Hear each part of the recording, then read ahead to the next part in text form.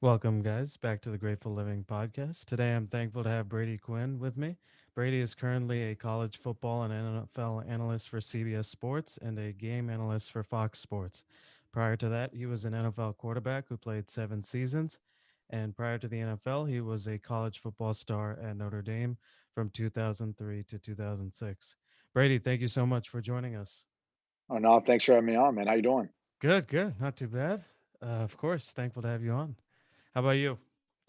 Uh, I'm doing well, man. Just right now, obviously, as you well know, just in the middle of working my way through an MBA. I'm doing it part time with all the things that are on my plate right now, and probably most importantly, I got a family of three little girls, so just trying to balance, everything that's going on right now in my life. But all good things. It's all good. A lot of fun. Yeah, yeah. No, that's a great perspective to have. For the people that don't know, take us back to the beginning, where you grew up, your family situation, what type of kid you were, things like that. Yeah, so I grew up in really Columbus, Ohio. Kind of adventured around from Upper Arlington was really probably the first house that we lived in. However, I wasn't, I couldn't recall much from that point of in time of my childhood. Moved to Worthington a little bit after that. Then eventually Dublin, Ohio, where was the most formative portion of my years there. Came from a middle class family. My father was a home builder, and my mother has a cleaning company that she has run for a long period of time. And I've got an older sister and younger sister, so we're a household of five. But just honestly, a really really awesome fun childhood. It was really filled a lot with sports. That was a pivotal part of my life. One I was always interested in. I had two uncles that played college ball. My dad was, ended up going into the Marines, but he was always a huge fan of sports. So I had a very structured, regimented life, but a lot of it was surrounded by sports. Yeah. Uh, I'm curious when did you start football and were you always a quarterback? I wasn't always a quarterback. My first year, actually, in third grade, I was a wide receiver. And the reason being is my favorite player ever was Jerry Rice. We had family out in the West Coast, in Northern California. And so they would send me some 49ers gear. And even though in Ohio, I was a Cleveland Browns fan, I still loved Jerry Rice. So the first year I played wide receiver, I always thought that was so cool. And then I was pitching at that time as well in baseball, and I was a good pitcher. So the coaches thought it'd be a good idea to give me a shot at quarterback since I could pitch well. And the rest is kind of history. I played quarterback from that point moving forward, had a lot of fun with that position, and just everything that comes along with it. I really feel like it prepared me for so many things in life. It prepared me for so many different ventures, just even outside of football in the business world. There's so many elements of playing that position that kind of encompass, like, or you could say, wear many different hats. From understanding how to manage people, and kind of a management spirit. Sales. There's a lot of times out there you're selling plays to people. You're sitting there talking in the huddle. Not many teams huddle anymore, but back when we used to, you get a play call and some of these guys are like, yeah, I don't know about this, and you're talking them into what their jobs are, why it's going to work, make sure you look for this, that sort of thing. Communication is paramount in the game of football, but there's just so many different things that I think the game of football in particular, sports obviously, and then even the quarterback position, really taught me and helped kind of form a lot of the opinions and I guess ideals that I hold true to be today. Yeah, and anticipating the competition when the Well, it's not when even the anticipating. It's the preparation. yeah. The game of football again, and I could apply how we'd go about, breaking something down very specifically, situationally throughout the course of a week. When you'd come in after a game, let's say you're playing on Sundays, Monday was your off day. So, let's say, for example, you or I are out trying to raise a fund, right? And we just went on a number of pitches and, hey, man, kind of struck out. Like we didn't get anyone to invest, right? Like we're still trying to build this thing up. We didn't get anyone to invest. We come in on Monday and you and I would meet. We'd say, okay, here's I like what you did. Here's I like what you did. But here's some things like you need to work on. I need to work on. This is what we need to improve upon. or maybe we need to have a better feel for, you telling our story and why we're going to be successful might be more attractive to these types of investors, or vice versa. Maybe I can resonate better with them next time. So Monday's kind of that opportunity to review. And then, Tuesday you come in and now you're looking towards those next round of investors. How, what's their background? How should we go about preparing for that? And each day throughout the course of the week, you're situationally preparing. And maybe it's just for, in this hypothetical scenario, one specific investor that where you're leading the presentation. It might be the next day one where I'm leading the presentation, and the way we're playing our different roles. So there's just so many ways in which, that structure and the way we were regimented to prepare for our opponent, that it can be applied to anything, because your opponent can be anything. And so I always tell football players, because there are so few that have the chance from high school to play in college, and even fewer have the chance to play in the NFL from college, and especially for past 3 years. I think that's the average length of an NFL career. So I always tell them, take your playbook with you. Take all the things you learn, those lessons, and then apply it moving forward. Because so many people have a hard time transitioning because that's their identity. But that's the biggest thing I think for me is just always taking those lessons learned and applying it moving forward. Yeah, yeah. So Dublin Kaufman High School. Yep. Uh, at some point you start excelling. I guess for the high school players out there, what were some of the keys to get you to, where you were performing at, your junior and senior year of high school? So it was interesting. I had opportunity to start playing my sophomore year, but I broke my foot about halfway through the season. And that was probably one of the biggest setbacks early on in my athletic career, where I felt like I was building momentum. I felt like I was going to kind of give my shot an opportunity. All the hard work had paid off. And it honestly forced me to kind of take a moment to stop and reflect, and almost, look at where I was personally and as a young man growing up, and prioritize where I needed to get to. And I think that singular moment really helped me moving forward, take things very serious and put together a plan, a goals or objectives that I want to accomplish in the next year.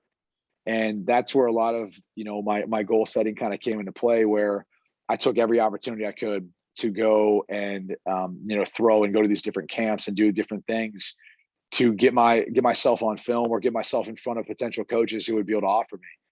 And so, that was huge for me. And then coming into, really, and at that point, it was funny because I break my foot in that year in football. Fast forward to the spring, we go and win Division I state championships in baseball. So at that point, based on how baseball was going, I thought, okay, maybe baseball is going to be more of the opportunity for me, as I get older. Once I look to go play in college.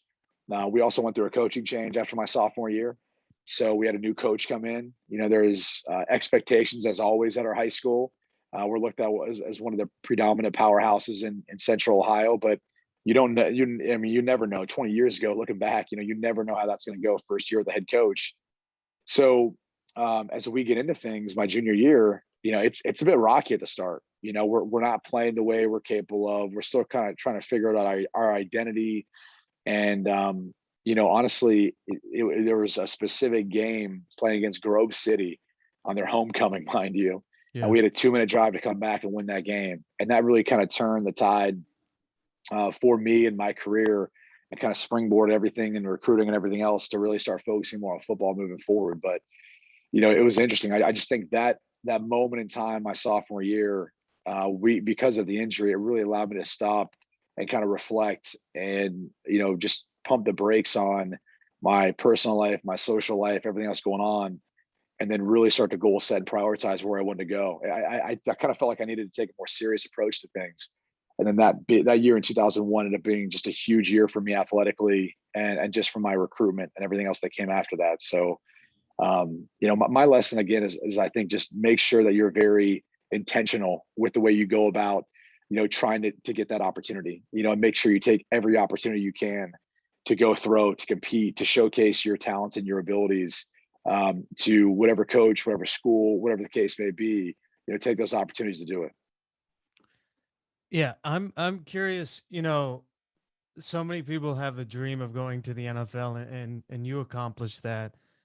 You know, As you look back on, your high school career, your junior and senior year particularly, which got you, I guess, the offers, do you think a lot of that was just a ton of hard, like, was it just all hard work in the summers, or like what helped you get to that level where all these schools were after you? I think for me, honestly, it's the sacrifice, and that really started really before that with the way I kind of started to prepare my body and work out. Like I said before, my dad was a Marine. And so, he really pushed me when I got in eighth grade to start working out and start lifting weights and start training and being intentional about that. And I really noticed a difference, in particular in junior high, my last year there. And it paid off because my freshman year, when I got brought up to varsity, I didn't feel like I was like this small little skinny freshman kid with all these guys who are 18 years old getting ready to move on to college. So definitely the way I went about training. I think at that point in time, as the way my dad had kind of made me take it seriously and pushed me, it started then. But and again, and I go back to the sacrifice, and it wasn't just about the sacrifice of time management and working out and choosing when to train and your diet and all that. There's also the sacrifice of not getting caught up in a lot of other things that were going on. There was obviously drinking and drugs and things like that around me, but I made sure to take care of the things I needed to take care of and stay away from any of the things that might impede on my ability to move on, to play in college. And so, all those things were kind of surrounding you, but there was those times where you're like, yeah, but I'm thinking I've got a bigger plan. And so many kids who I knew that were talented ended up kind of wasting it away because they chose to do other things or chose to go, you know, and chose to go a different direction, as far as their party scene and their social life. Yeah. So, Ohio State, Michigan, Notre Dame, BC, I'm sure there were plenty other schools. Talk to us about your recruiting process and, maybe if any advice you have for anyone currently in that stage of their life. Oh gosh, I mean, it's changed so much since I was in high school. Back then I think I had 40 some offers before I committed before my senior year. I think the only schools I wasn't getting letters from were, USC, who had already taken a quarterback. Florida, they had Chris Leak at that time. Miami, they had Kyle Wright. Those are the two top recruits my year. And then that's about it. Maybe Florida State was on the other one. I think the whole state of Florida didn't like me. Ironic enough that I live in South Florida now. But no, it was so different then because there wasn't these centralized camps like the Nike camps and Under Armour camps and everything else that goes along with it. You had schools wanted to see you throw in person. And because of that, you were taking trips. I remember going all throughout the South, whether it was to South Carolina, Louisville, Kentucky, Tennessee, going up to Northwestern and Michigan, and obviously Ohio State was right in my backyard. But a bunch of different schools. I flew out west to Colorado.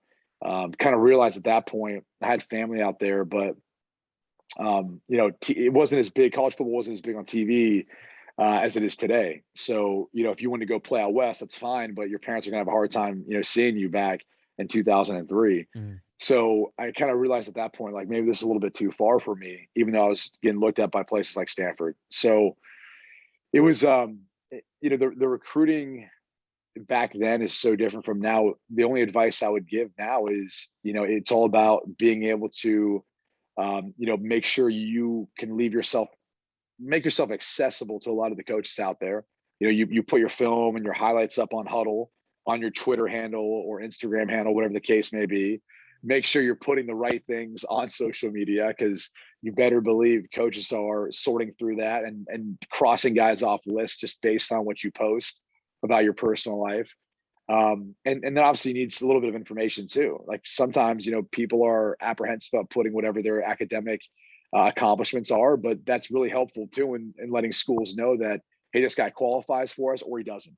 And that helps you and it helps them, because you don't want to waste time with them trying to recruit you if you can't, you're not gonna be able to make it in their school. So all those things I think are really important for guys now to ensure that they do everything they can to get their name out there, get their highlights out there, their film out there.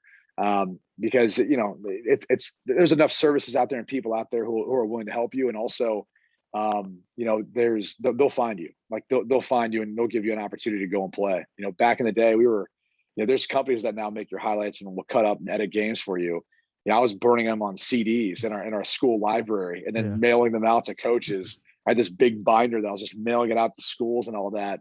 Back after my junior year. So it's changed so much since then. Yeah. Obviously, Notre Dame won that battle. Do you want to talk about, why you chose Notre Dame and maybe what they did to get your vote of confidence?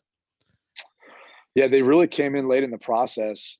That year, it was, kind of a debacle with the way George O'Leary was hired. And then they ended up firing him based on, I guess he falsified something on, I don't know if it was his application or resume, whatever the case was, but he was fired. Then Ty Willingham was hired, from Stanford. So I was recruited by Bob Davie, who was the previous coach, but then didn't hear from him for a while. And they were a team that I rooted for growing up.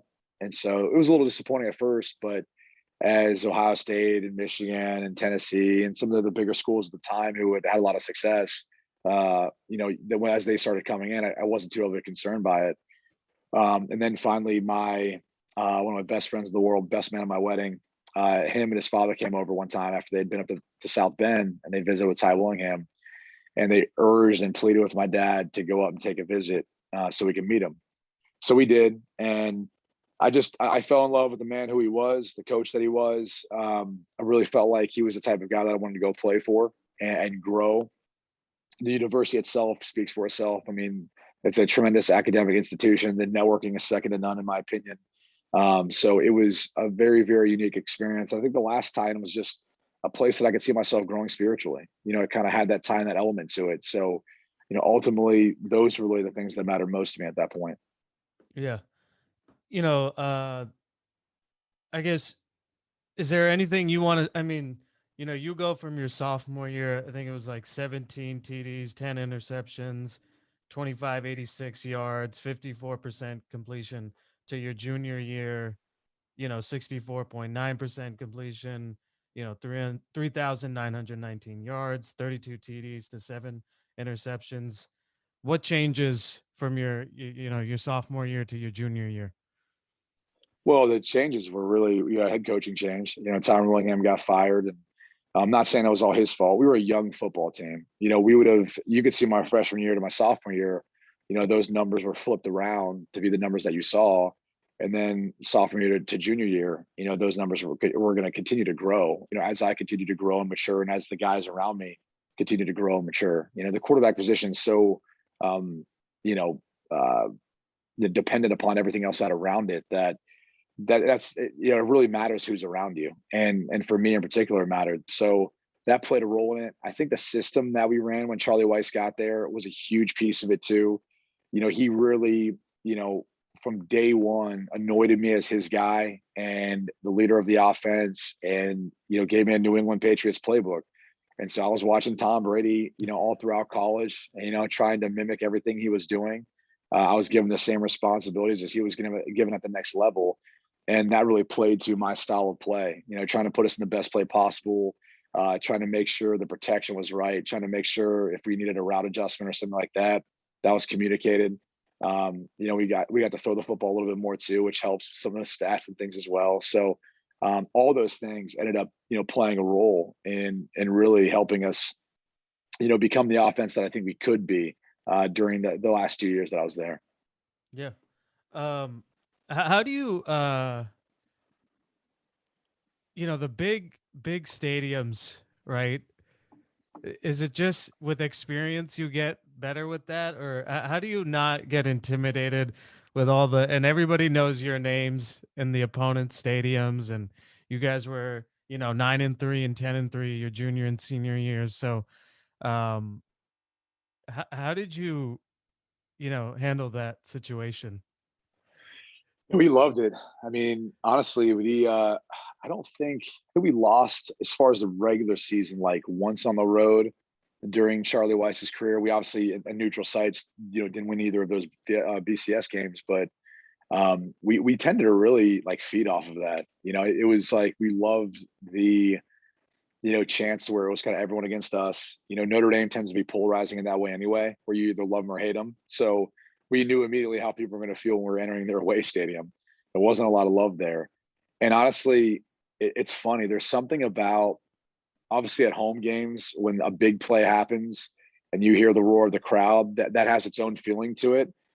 But equally, if not even more so, um, equally, if not even and more so, kind of tantalizing is just the silence. When you go into Michigan and you come out of there with a win and just how silent 100,000 people can be, that's one of the coolest things in the world. Like there's one thing where you can make everyone stand up and cheer, but it's also when you can kind of silence everyone too. And that was something that I think we all kind of loved and really, played to. But as far as execution, those moments, really one, you're trained, you're preparing the whole week, with a lot of noise, things like that. But, you're so focused on your job and you're executing your responsibilities that you really don't, take into account the things that are around you. You really have tunnel vision in those moments. So as much as it's preparation, there's also kind of an element of just that's where some guys are able to excel and some guys aren't, in dealing with those, kind of pressure packed situations.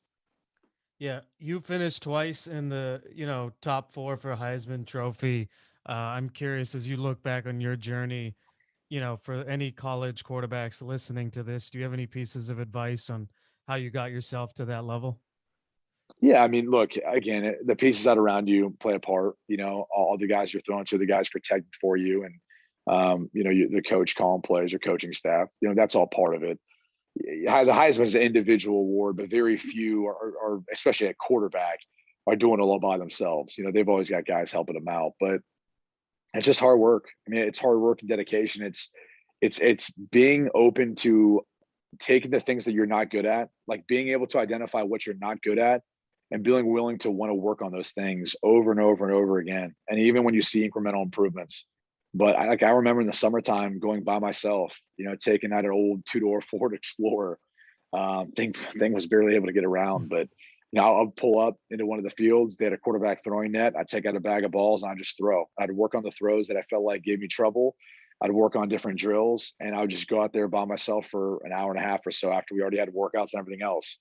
It's being dedicated to your craft and then having a feel and a willingness to work on the things that you're not good at, where you feel like you lack confidence in. That was probably one of the biggest things for me. I mean, there's people can talk about their secrets to it. There's really not. And it's outworking your opponents. It's doing everything you can to continually get better and better every day. How did you manage fame as your junior and senior year comes along? You're obviously, a lot more notable. I'm sure there are a lot more people, saying hi to you on campus or trying to be your friend or random people reaching out to you. Any tips on managing that fame and trying to, manage all that? I would say that one of the pieces of advice that I got was, learn how to say no. There's going to be some times where you don't want to, but you do have to understand that you've got to do what's best for you in some moments. And it's hard to do. It's hard to do because sometimes those people you got to say no to your family and friends, the people closest to you. But at the end of the day, the reason why everyone wants to talk to you and they want a piece of your time is because of all the things you've done up to that point to be, noticed or to be talked about in that manner. So that's the hardest thing I think is just understanding how to. I still struggle with it to this day. But I remember outside my dorm room, my junior year, I lived in Dillon Hall, and around Christmas time, a couple of people started to leave some gifts next to my door to sign for their family or friends. And so I'd sign a football here, jersey here, helmet here. And then next thing you know, it's like lined up all down one side of the hall. And I'm like, holy cow. And like Yeah. I've got finals like everyone else. I'm trying to prepare for games, like I've got this tight schedule. And then as we get closer to Christmas, now like the other side of the hallway is all stacked up. The rector comes down and says, hey, it's a fire hazard. Like we need to do something about this. So those are the hard things is like understanding how there's some things that you can say no to and you can deal with. There's other things that are out of your control and you can't control those things. So you try to do the best you can with what you're given, and understanding that you're not always going to be at your very, very best, but just trying not to be at your worst either. for some of those days that are your off days or some of those things that are really out of your control. I think that's part of managing it too, because I think so many times, especially people who are successful, they try to be perfectionists, and if it's not perfect, then they get frustrated, they get down, or discouraged. But like that's kind of part of how life works. You got to be okay with, miss hitting a shot in golf, for example, but still hitting a hole in one, right? That happens all the time. So you still hit the hole in one, even though you didn't hit it perfectly the way you wanted to. I think you'll take the result, even though the way of getting it wasn't, quite what we wanted. So that happens more often than not, I think, with handling a lot of kinds of stuff that's out there. Yeah, I'm curious. Just at a fun, how close were you junior year to coming out? Um, I was pretty close. I mean, I thought about it for a while. My family at that point wasn't in the best financial situation, so I think it would have helped from that standpoint. But I was the type of person that was kind of stubborn in the sense that I had set goals. I wanted to get my degree.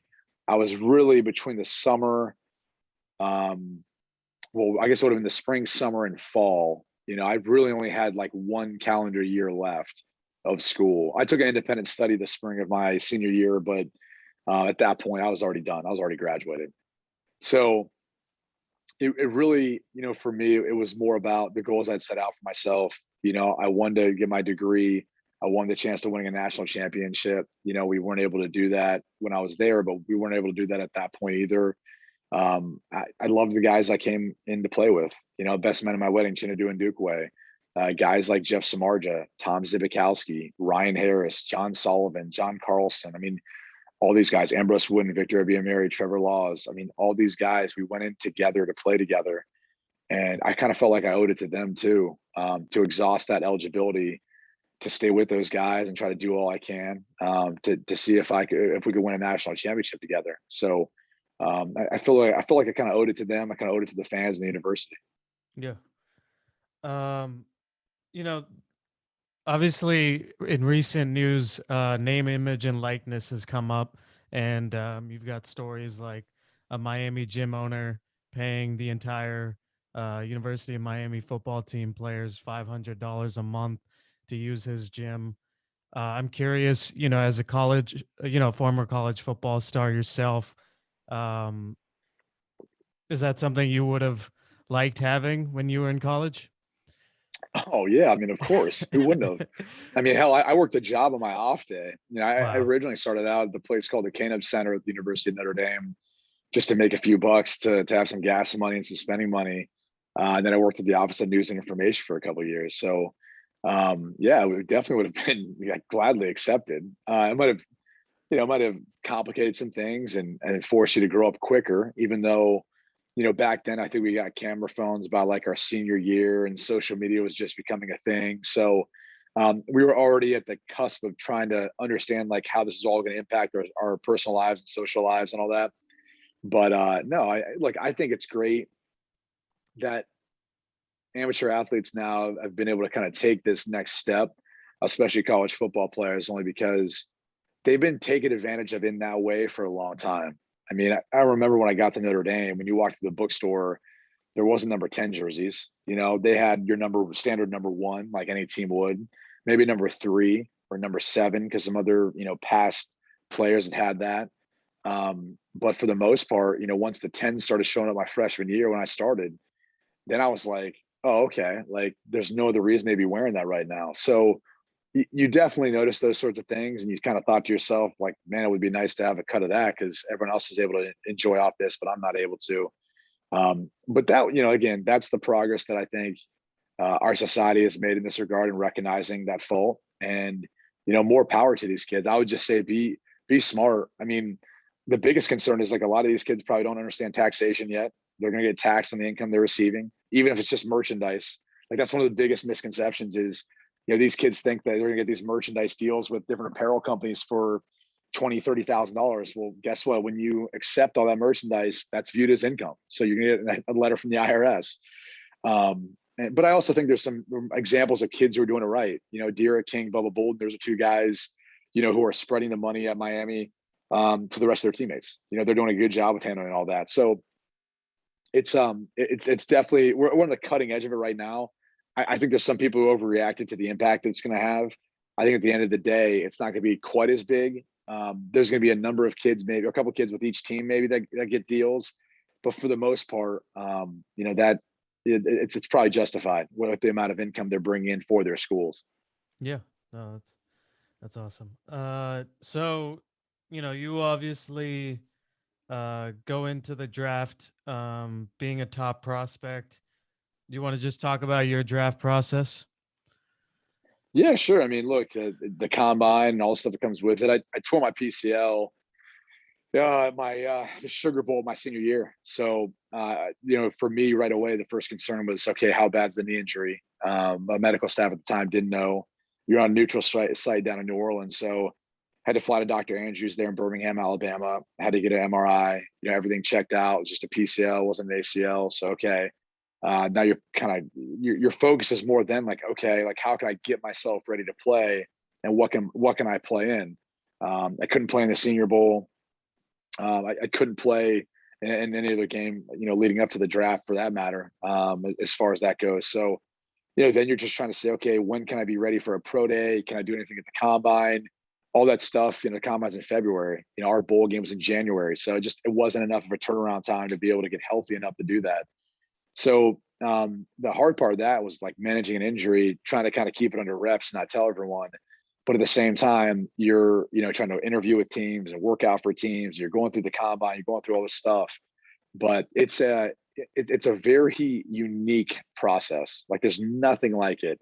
Only because your typical job interview, you're just focused on one person you're talking to. There's a dialogue back and forth. In this case, it's all one sided. Each one of these teams has a pick, and they're making decisions after 20-minute meetings sometimes on how they feel about a guy. In Indianapolis, so it's a crazy process. I mean, the draft itself is probably the best reality TV it is. That's hence the reason why it's become such a big event now. That's in prime time over the course of 4 days. Mhm. Yeah. So you get picked to the Cleveland Browns. I guess do you want to just talk about that experience, or any advice you have for a young QB, starting out their career in the NFL? Yeah, sure. I mean, look, the Browns are the team I rooted for, growing up. So it really was a childhood dream. The interesting thing was just, you get there, you're not really sure what to expect because it's just different than college. Everyone's kind of their own brand, their own individual. Even though you're a team, there's still that element of it, and it became very apparent to me in preseason, just even in warmups with how guys conduct themselves and all that. I was like, okay, this is really different from what I was used to. So um, that was kind of the first thing that hit me. But then after that, I mean, it was just the constant change that I had to deal with. We had a head coaching change after I was there for 2 years. GM coach fired, new coach, new general manager hired. In my third year, we fired our that general manager after 8 games. And then I ended up getting traded, after that year. So now I'm in Denver. Coach that trades for me gets fired after 12 games that season. The following year they hired John Fox. I finished off the 5th year of my rookie deal. And at that point, I wanted an opportunity to play. I'd only played 12 games, something like that, up to that point. And, I thought I might have a chance in Kansas City. I did, but it wasn't, until halfway through the season when we were a 1-win football team and we're already pretty banged up. So, that was tough. It was difficult. And there was obviously a lot of things that happened off the field that were tough from that. So then at that point, you're just looking for a chance. You're looking for an opportunity to get on with the team and be able to play. And I think I spent 5 months with the Seattle Seahawks that offseason. That team, walking in the door, you could tell was special. And it was unlike any other team that I was around throughout my career there. And you could see why they're going to go win the Super Bowl. I mean, they treated every single day like it was a competition, like it was a game. And it was one of the most unique atmospheres I'd ever been in. And you could feel the intensity every day. You could feel the strain every day. It was one of the coolest things to be a part of. Now I wasn't able to make the roster. I got released, last cuts, late in the day. So that was kind of a unique experience because I'd never been cut before. And, I was cut and then I immediately received a call from the Jets. They had a potential spot for about half the year. So I ended up sleeping on it, took that opportunity. They let me go after half the year, like they said they would. And then I immediately got picked up by the St. Louis Rams. So just that entire year and really season was just a whirlwind where you're just trying to find stability amongst the chaos. And I think that was probably, as you kind of hear me list through the head coaches, the general managers, all of it, that's really what it was. You know, understanding that I had to find a process within myself to prepare myself, even though there was going to be so many things changing around me or the destinations were changing, whatever the case was. There was still that expectation to perform. There was still that expectation to be prepared. And so it was controlling the things that you could control. And that was really one of the biggest things I think I took out of my career in the NFL. Yeah. What do you think? Do you think from a team perspective, you know, what do you think is the biggest mistake like the Browns or did or were doing at that time, or any team that's not performing well? Is it the lack of continuity, like not having enough veterans? What do you think is the number one mistake? Like those. I don't think it's that. I think it's a lack of continuity. I think, there are some owners or organizations who tend to have knee jerk reactions or tend to be, have rabbit ears for the media. And the unfortunate reality of the media is about 80% of it's negative, right? About 20% is probably positive. And the issue with that is then you get so many people who are concerned about being one of those 80% of negative stories that they almost become like hypersensitive to everything, and especially when it's negative. So at the first sign that things aren't working out, they look to run. They're looking for an exit, and that's not how you build success. And I think you look at any of the best who have done it. Peyton Manning, for example, his rookie year, he throws like 30 some interceptions. In today's world, can you imagine that? Like they would call the guy a bust. I mean, What was it? He won in somebody, 15 his rookie year. yeah. Yeah. I mean, they would have written him off right Yeah. away if it was today's society, and how wrong they would have been. So Yeah. I think that's the toughest part is the league's kind of changed in that way. It started to get that way when I was getting in. And there's never this understanding of like, this takes time. It takes time to grow and build into the team and mesh into the team that you're capable of being. And part of that's reflective of how much money the owners are making. They can make quicker decisions now and move on from things quicker to try to get what they feel like is the right answer, either as a coach or as a player. Part of that's part of it, but that's the biggest thing. I just think you look at or look at all the organizations that have success, all the organizations that like don't panic through all of it and have stability. They tend to be the ones that handle adversity better. They tend to be the ones that when the season gets off to a slow start, they figure it out in the end because they know that the organization isn't going to panic around them. I'm curious from a personal perspective. Obviously you were part of the Chiefs when the Jevon Belcher incident happened, and it was later determined he had CTE. Um, how does a situation like that affect you? And, um, have you personally been concerned about the effects of concussions? Um, well, there's the Jevon Belcher situation is one that like I'm not going to talk about it in the light of CTE necessarily because I can't, and I don't think anyone knows whether or not that had a direct correlation with the events that took place. That's fair. Yeah. What happened was tragic. It was probably it might have been the worst experience that you kind of go through when you think about life, just the types of things that can happen. That's about as bad as it gets. That was a guy that was a leader on our team. I sat across from him in stretch lines every day. He had just had a daughter, and the day before a game takes his own life and takes the life of someone else. So there's not really words for the type of sorrow that I think our team felt in losing the person who he was. Obviously, the sadness of all those who are impacted by not just his death, but obviously the mother of his child. Now the world that the child has to move forward with without either parent. That's the sort of sadness that you can't fix. Um, and so it was hard. I mean, we had I think 5 weeks after that point in time.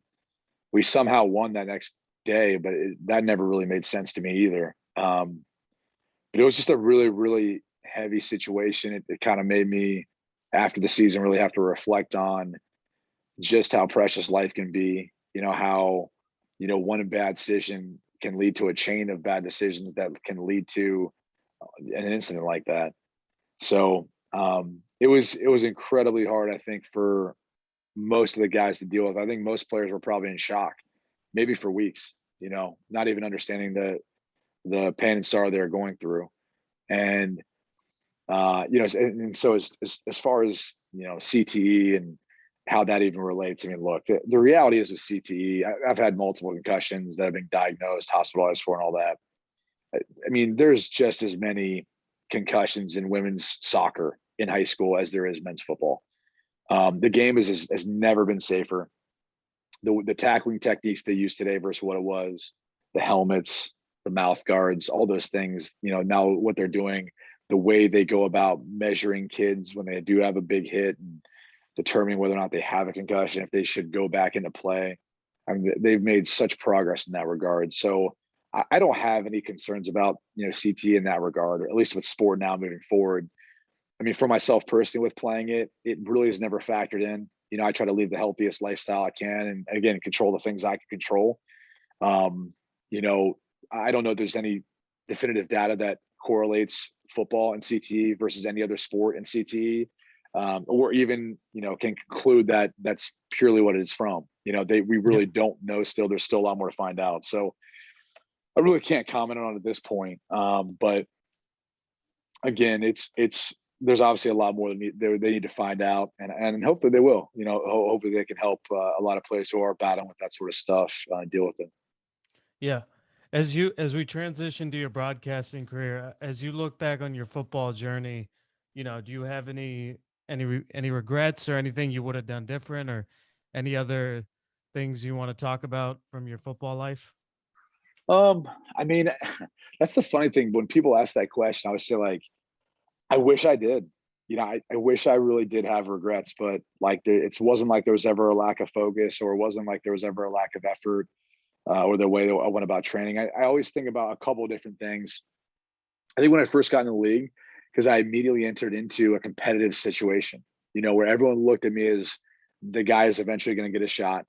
And it was hard then to kind of be able to work with or want to talk to other veteran guys out there in the league and see how they do it, and try to figure out how to be a pro in that way. Like, I kind of came into the league feeling like I was a little bit on an island. And that was hard because I had to kind of teach myself, what I thought it was to be a pro. And that's not always easy to do. And I think for a lot of guys, that's why you see quarterback rooms where Patrick Mahomes, for example, gets drafted by Kansas City. They sit him for basically that year. He learns from Alex Smith, who's a pro's pro, and then he excels after that. Like, that's an ideal scenario. Aaron Rodgers, Brett Favre. You could go through a bunch of different examples of that, and that I think is like a huge thing for any young quarterback that gets into the league, because you don't know what you don't know, and you go into it and it is a different game. Like, you feel like, oh, it's still football, but it's not. It's different. And how you prepare and how you handle things and the way the defenses play, it's all different. So that's one thing that I wish I would have been more open to. If I felt like I was an island with the guys on my team because of our competitive situation, that I would have asked more for guys on other teams, guys Mhm. that I could reach out to and go spend time with in the off season. Um, I think the other thing is, you know, I chose to go to Kansas City after my fifth year. And, I could have had the opportunity to come back and be a backup for Peyton in Denver. Mhm. And, obviously playing against him twice, I saw firsthand how hard that is, playing against Peyton.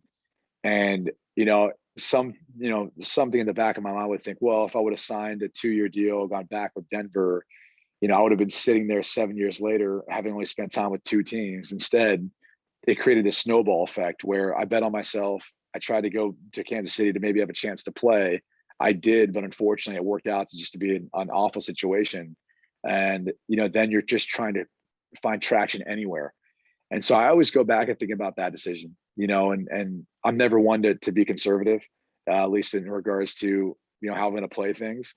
And so I think at the end of the day, I got what I wanted. I didn't want to hold a clipboard and watch someone else, even if it is a Hall of Fame player. And even if it was going up against them and losing, but at the end of the day, I can at least have peace with that decision. So even in that regard, I don't think I really regret it. Yeah, you bet on yourself. Yeah.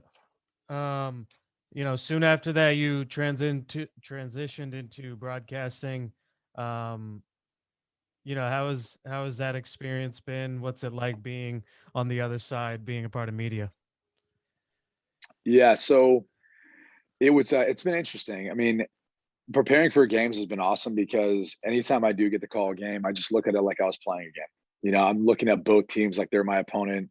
I'm looking at what their identity is on offense. I'm looking at what they're trying to do on defense, depending on who the opponent is. You get to read about the stories of coaches and players, which is always neat, and then tell them to a live audience, which is really really cool to do. So that transition was honestly easy for me.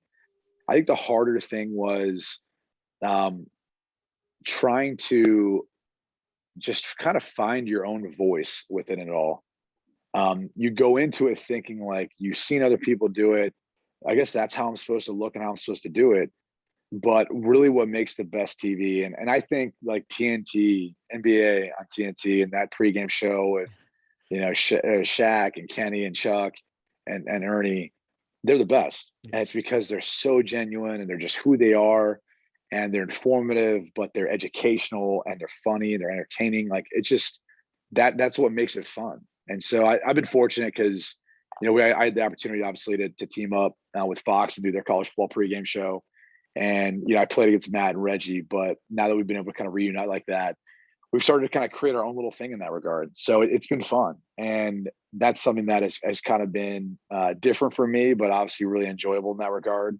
I've done radio now for 6 years. I've had a partner in Jonas Knox, who's now one of my best friends, and so I've been really really fortunate. I think just to be able to transition into that career, take a lot of what I had from football with me, but also at the same time kind of find out on my own, like how the whole thing's supposed to work. So it really has been an interesting adventure. Yeah. And I guess now you're doing an MBA. Why are you challenging yourself with that? It's so funny. So in yesterday's class, one of our group members for our entrepreneurial finance class said he had a friend. He goes, "Why is he even doing that? Why does he waste his time with that?" And I'm the type of person that always wants to continue learning and growing. I feel like a lot's changed in even the world of finance, which I was a finance major at Notre Dame since I graduated. I mean, you think about '07, you graduate in 2008, we've got a housing market crash. So there's that. There's the pandemic and everything happened with that. What happened last year and how that affected financial markets. So I kind of looked at it and thought it'd be a great time to restart my education, go back out there and continue to grow in that way, that capacity. Babson obviously was a place that, amongst a couple other schools that I was looking at, could work with my full-time work schedule and still be able to accomplish it from a part-time schedule. I knew of another former NFL player who got his MBA from Babson. He loved it, and he's a stud. So, after speaking with him, I was like, all right, like this is for me. Like this is the place I want to be and be able to do it. And so it ended up working out to be a perfect fit. Yeah. I also want to, if we can, as much as you want to divulge, um, I love hearing about the personal life too. I mean, we've talked a ton about the professional life, but especially with the success level that you've had professionally, um, you're married with 3 kids. Do you want to just, give the single guys out there some advice on finding the one? Love advice, man. Wow. You know, my whole thing is like just find a best friend, because that's what marriage is. That's what raising children is. Um, my wife and I were talking about the other day just how hard it can be, but at least you're going through with your best friend. And marriage isn't easy. Being parents, none of it's easy. It's incredibly rewarding, and it's the most fulfilling thing you'll ever do. But um, try to find someone who that you get along with, that you love and you want to be with, and that you enjoy being around, and you want to make better and they want to make you better. I mean, that's what it's all about. It really is. It's people trying to complicate it and they try to make it about superficial things, but it's not. It really isn't, because those things aren't going to be your foundation when adversity hits or when you get an argument. And so for me, like it always stems back to finding someone who you love, finding someone who you can be your best friend, that you care about, that you're willing to sacrifice for, that you're not trying to play, tit for tat and saying, well, you did this, so I get this, or it's never going to be even. You got to be willing to constantly be looking to serve others in that relationship, and knowing that the other person's going to be willing to do that too. And then that way there is no resentment, between the two of you. So that'd be my piece of advice, man. Just go out there and find your best friend. Yeah. Both of you have, professionally have done really well. Um, I believe she's the fourth most decorated U.S. female gymnast. You've obviously had 7 seasons in the NFL. I'm curious, how have you guys, obviously you're both motivated individuals professionally. Um, how have you been able to balance that, your individual drives and still, be there for each other through those years? Yeah, I think the toughest part for us, to be honest, was just understanding like each of us has roles at times. There's going to be times when, I need her to be a specific role, but that may not be what she wants to do. And same thing for me. Because it's hard, to be in a position where, you're not necessarily doing what you want to be doing or could be doing. I think she, because of naturally just being pregnant, has had to make more sacrifices in that regard. She couldn't be a part of calling SEC network gymnastics meets like she normally did in the springtime, because she was getting ready to have a baby. We literally had our youngest child, Cassidy, back last February of 2020. So usually she would be calling, and I think she called maybe one or two meets, but usually she would call on a full slate and she couldn't. So those sorts of things, I think, those sacrifices are going to take place, and you just have to make sure you're there for each other, support each other through it. I think honestly, like the number one thing is communication. As long as you're on the same page and you each have an understanding of what the expectations are, what the goals are, like you really can't go wrong. I mean, there's going to be disappointment, there's going to be emotions, but those things you can manage. And then I think the other thing is, so communication is one C word, then like confrontation is the other one. Like you're going to have confrontation. You're going to have it. It's gonna have it's eventual. It happens with everyone. It's about making that confrontation constructive, and you make it constructive by having resolution. So not just being mad and yelling, sort of yell at each other, like trying to say, all right, we have a problem here. Like let's figure out the solution between the two of us, and trying to find the shortest distance between 2 points. Like that's always how I approach it.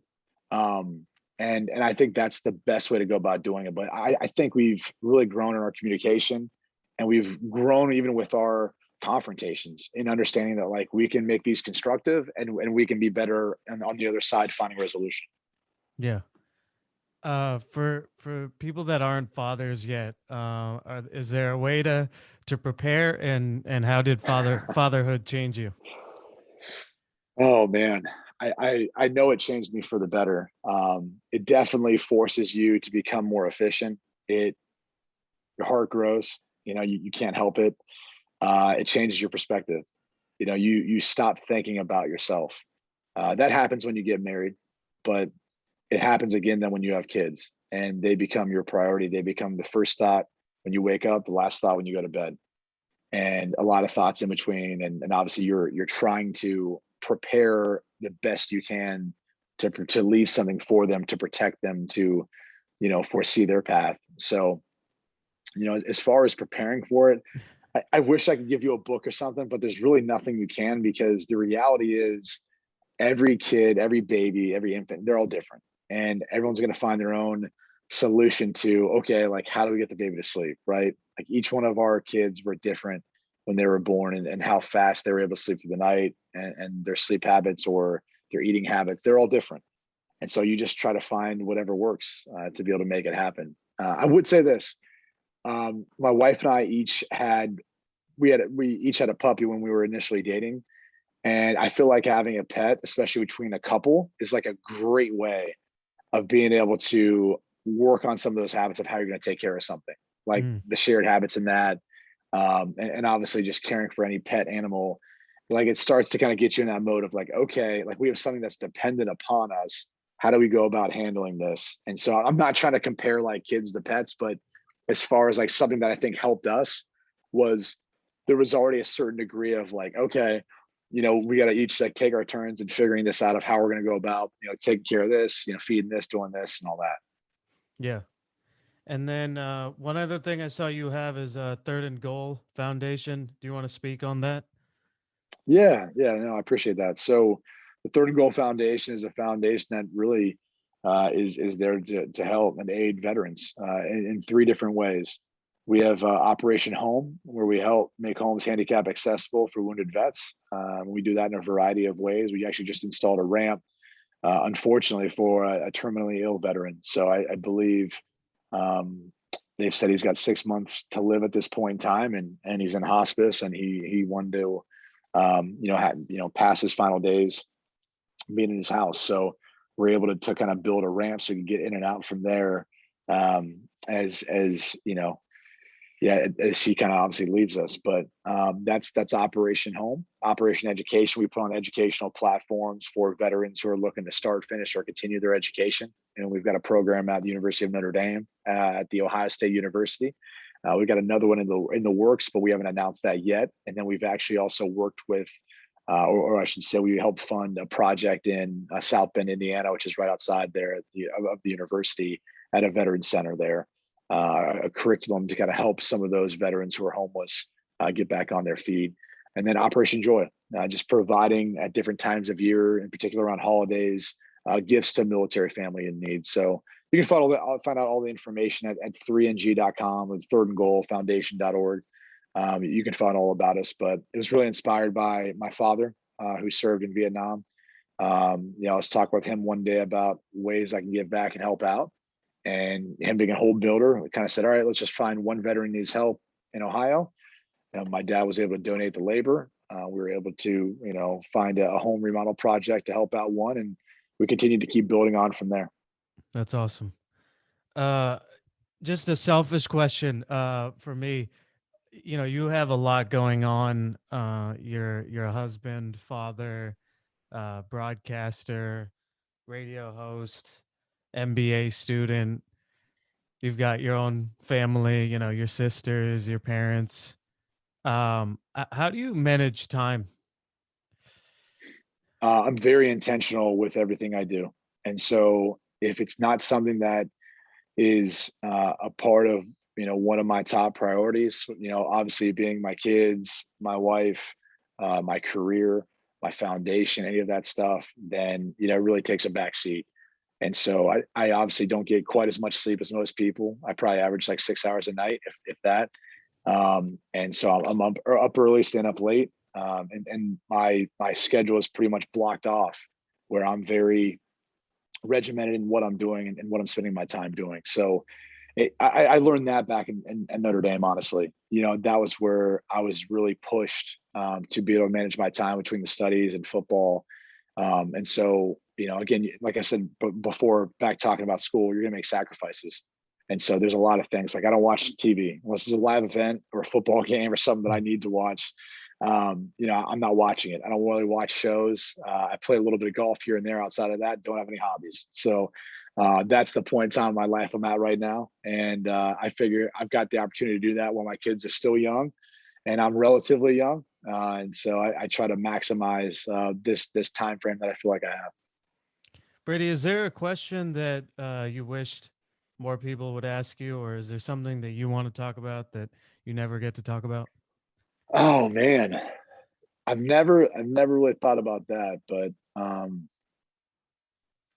gosh, I hope the biggest thing is like I think one of the biggest lessons that I've learned is people are really afraid to fail. Like they're super afraid to fail or to be wrong or to have something not go the way they anticipated. Like I get a lot of people always ask me like, how do you feel during the draft? I was supposed to go in the top 10. ended up falling to 22, I think. And I was like, I remember that day thinking this, how lucky am I to be a kid who gets drafted in the NFL to a team that he dreamed of playing for when he was young. And yet all these people are asking me, how I feel. And am I disappointed? I was like, I mean, imagine all the kids that got drafted after me. I mean, I'm, and I'm, didn't get I'm drafted. like, yeah, I Yeah. was one of, 22 guys taken in the first round. They have the opportunity to go play in the NFL. For me, literally a dream that was lived out. And, on top of that, you're being compensated extremely well. I mean, it was always funny to me because I was just like, everyone else was viewing that as disappointing or frustrating, whatever you want to call it. And it was a long day. Don't get me wrong. Like I was in there for a long period of time. Thank God they shortened the rounds. But I just remember thinking to myself, like, man, this is like just the beginning. And even though football ended for me, I actually went into year 8 playing with the Miami Dolphins in training camp. And even though it ended there, I transitioned immediately into broadcasting. And so like something new and beautiful and fun started out of it. So I just think it's interesting. Like people need to get rid of that fear of failure because one, you never know what's going to be on the other side if you do have to move on, and two, you're going to learn something. Like take those moments, take those failures, take those interceptions, and like learn to not do them again. And that's one thing that I feel like I try to pride myself on in certain scenarios is always learning, growing, and moving forward from those failures or those mistakes. And I think that's something that I hope people can take from this, and obviously use it moving forward. Because I think we're so hypersensitive now because of social media and everything else that we don't want to be that meme or that person or whatever else. And it's like that's never going to get you anywhere. If you just want to stay in your basement or stay wherever and be in your safe comfort zone, you're never going to grow. You're never going to reach your potential. Yeah, and I think a big part of that is perspective. The that if you look for the good, you'll find the good. That's a great. I don't think any NFL fan would have ever had the perspective that you did of I'm drafted in the first round. You know, Everybody talks about the fall. Yeah. And so um, thank you, Brady. I just want to acknowledge you. I really appreciate someone of your stature coming on to the Grateful Living podcast.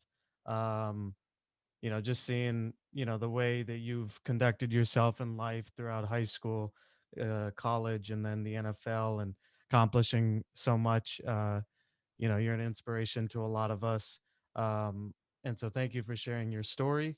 Um, for anybody out there that's listening to this, if is there some way that they can, or if they want to support you or follow you or do something, is there, are there any websites or social media handles you want to let them know about? Yeah, I mean, I would just say my foundation, 3and G.com, 3andg.com. That's usually how, I mean, I go on social media every once in a while. I'm not that active on it. I'm not a big fan of it, honestly. I really just have it because, a lot of times we're asked to have it because we're in broadcasting. So the second that part of my life ends, so does those social media accounts. I Yeah, can promise you that. But yeah, I mean, that's the best way to get a hold of me. My executive director is a rock star, Megan Witt. She can always, help you in getting in touch. But yeah, 3ng.com, or just if you search for Third and Goal Foundation, you'll find us. cool. Thank you so much for being on. Arnav, thank you, man. I really appreciate it, man. Appreciate it.